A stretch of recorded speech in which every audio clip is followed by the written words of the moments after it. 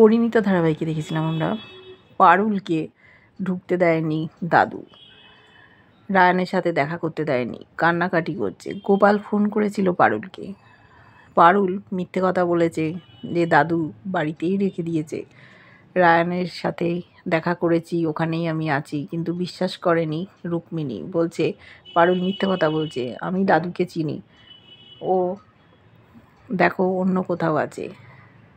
তখন কেঁদে ফেলেছে পারুল, ওকে ভিডিও কল করতে চেয়েছে রুক্মিণী, ভিডিও কল করে দিয়েছে, রাস্তায় বসে আছে।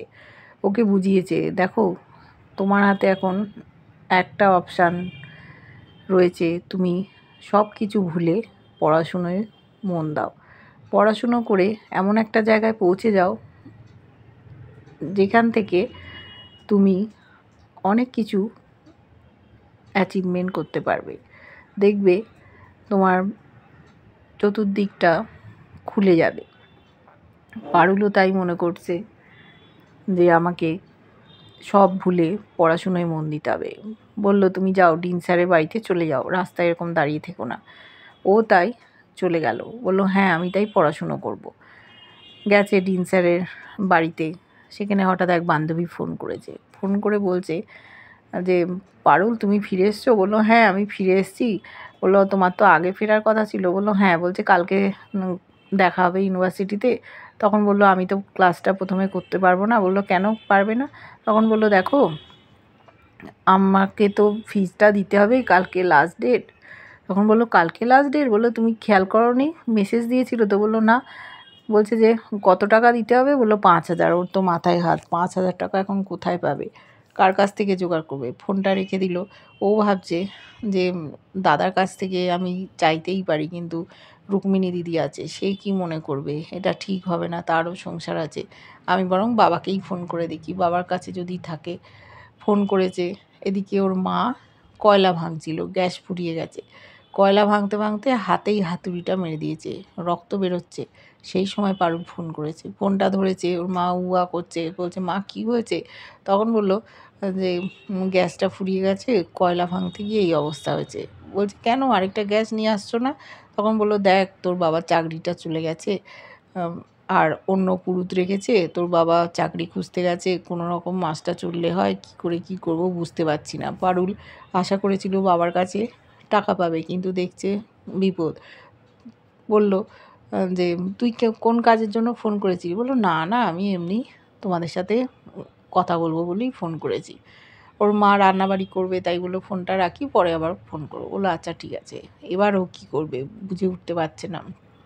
ওদিকে রায়ান আর শিরিন দুজনে জোরে গান বাজাচ্ছে, আর শিরিন সমানে নাচ করছে, রায়ানকেও নাচাচ্ছে। এত জোর গান বাজাচ্ছে বাড়ির লোকেরা তিষ্ঠতে পারছে না, তারা কানে আঙুল দিয়ে ঘুরে বেড়াচ্ছে। দাদু বাড়িতে ছিল না, ভাবছে এই কী কাণ্ড হচ্ছে, এত জোরে তো গান বাজে না বাড়িতে। বড় ছেলে ছিল, সে বলছে দাঁড়াও আমি দেখছি। ঘরের মধ্যে ঢুকেছে, ঢুকতেই শিরিন বলছে কি ব্যাপার দাদা, তুমি কেন ঘরে ঢুকলে উইদাউট পারমিশন? বলল এই ঘরে কেন, আমি যে কোনো জায়গায় পারমিশন ছাড়াই ঢুকতে পারি, আমাকে আটকাবে কার সাধ্যি? কেন তুমি আমাকে আটকাবে? বলল আমাদের কি প্রাইভেসি কিছু নেই? দেখছো না আমরা নাচ করছি, রায়ানের মুডটা অফ ছিল তাই ও নাচ করছে। তখন বলল বাহ তুমি তো ভালো নাচ করো, আমাকে কটা স্টেপ শিখিয়ে দেবে? এই করতে করতে দাদাও নাচ করছে, রায়ান মুচকি মুচকি হাসছে, নাচ করতে করতে শিরিনকে ধাক্কা মারছে, এ ওকে ধাক্কা মারছে, ওকে যেন একটা ছেলে খেলা হচ্ছে। দুজনেই বিছানায় উঠে পড়ছে, উঠে পড়ে ধাক্কাধাক্কি খেলায় মেতে উঠেছে। তারপরে শিরিন বলেছে দাদা গেট আউট, তুমি এখান থেকে চলে যাও, কেন তুমি এখানে এসছো? বলছে তুমি আমাকে গেট আউট বলছো, আমারই বাড়িতে এসছো আর আমাকে এরম করছো, তোমার তো সাহস কম না, এত জোরে গান বাজাচ্ছ, বাড়ির লোকেরা তিষ্ঠতে পারছে না, দাদু এলে তোমার অবস্থা খারাপ হয়ে যাবে। চলে গেল দাদা। রায়ানকে বলল দেখলি শিরিন কীরম আমাকে অসম্মান করছে। দাদা চলে যেতেই শিরিনকে বলছে তুই ওইভাবে দাদার সাথে কথা বললি কেন, ও আমাদের বড় দাদা, ওরম কথা বলে? বলছে দেখ তোদের এই বাড়িতে কোনো প্রাইভেসি নেই, কি অবস্থা দেখ, যে কেউ ঢুকে পড়ছে। তারপরে রায়ানের বাবা বাইরে থেকে শুনতে পেয়েছে, শিরিন বলছে এই বাড়িতে কোনো প্রাইভেসি নেই যে কেউ ঢুকে পড়ছে। একটা কাজ কর, তুই আর আমি দুজনে মিলে লিভ ইন করি, অন্য কোনো জায়গায় চলে যাই যেখানে কেউ ডিস্টার্ব করবে না, নিজেদের মতো যা খুশি করব। রায়ান চুপচাপ শুনছে। ওর বাবা বাইরে থেকে শুনে ভাবছে, কি এটা কোন মেয়ে এসছে যে আমার ছেলেকে নিয়ে বাড়ি থেকে চলে যাওয়ার চেষ্টা করছে, আর এসব কি কথা শুনলাম। নিচে নেমে গেছে। তখন ওর মাকে বলছে, এই মেয়ে তো ভালো না, এর থেকে তো পারুল ভালো ছিল, পারুল তো এরকম ছিল না, আর তোমার ছেলেকে নিয়ে কিন্তু বাইরে চলে যাওয়ার প্ল্যান করছে। তখন বলছে কি, সবাই অতিষ্ঠ হয়ে যাচ্ছে, গান বন্ধ করে দিয়েছিল, আবার জোরে জোরে গান বাজতে আরম্ভ করেছে। দাদু নেই, এবার দাদু এলে কি হবে।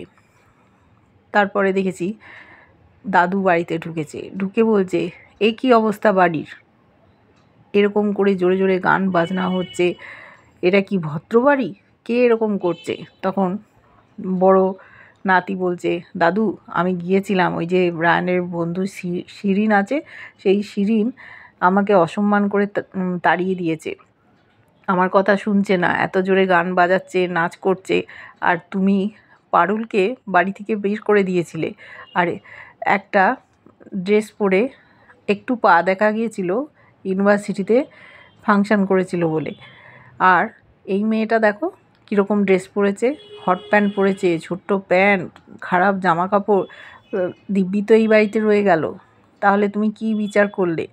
বড় ছেলে বলছে যে, বাবা পারুল যদি এই বাড়িতে থাকতো, শিরিন তাহলে এরকম ঢুকতে পারতো না, রায়ানের ঘরে রয়ে গেছে, এটা তো ভালো দেখায় না। দাদু চিৎকার করছে যে, রায়ান তো বিবাহিত, কি করেও একটা অন্য মেয়ের সাথে একই ঘরে আছে, এটা তো ঠিক না। ভয় পাচ্ছে বড় ছেলে, বলে ফেলেছে আসল কথা, যে পারুল অনেক ভালো মেয়ে, ওকে ডেকে আনাই ভালো, ও যদি আসে শিরিন এই বাড়িতে থাকতে পারবে না, ওকে ভয় পাবে। এবার দাদু চুপচাপ আছে। তখন বলছে, তোমাদের দ্বারা কোনো কাজ হবে না, তোমরা সব এক একটা অপদার্থ, আমি না থাকলে যে এই বাড়িটার কী হাল হবে সেটাই ভাবছি। ওদিকে শিরিন আবার নাচ গানে ব্যস্ত হয়ে গেছে, রায়ানও নাচ করছে, দাদু ঘরে দরজা ঠেলে ঢুকে পড়েছে।